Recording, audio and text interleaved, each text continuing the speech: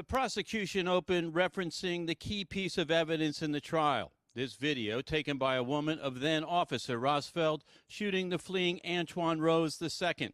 Assistant District Attorney Dan Fitzsimmons saying, quote, "She captured the action of the officer, captured the victim running away, causing no danger to him whatsoever." Fitzsimmons says the case will come down to Rosfeld's state of mind, indicating the officer did not have cause to shoot.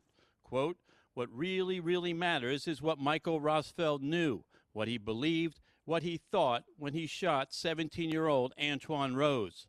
But defense attorney Patrick Tomasi said Rosfeld had reason to fear for himself and the community, hammering what had taken place just 13 minutes before, this drive-by shooting in which Rose was a passenger.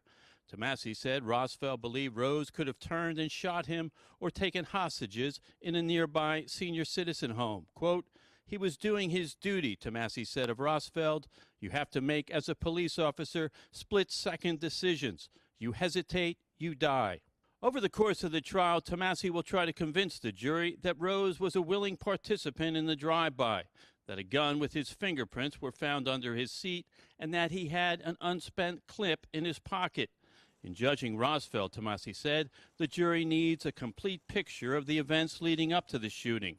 Quote, "Are we searching for the truth, or do we just want to say he's a murderer?" Tomasi said. With that, the prosecution began presenting its case. Abdul Razak Shakur of the County Medical Examiner's Office testified that Rose was shot 3 times, once in the arm, once in the face, and the fatal shot in the back, which severed his aorta and lodged in his heart. Gasps and cries were heard when graphic autopsy photos of the wounds were shown. Some friends and family left the courtroom.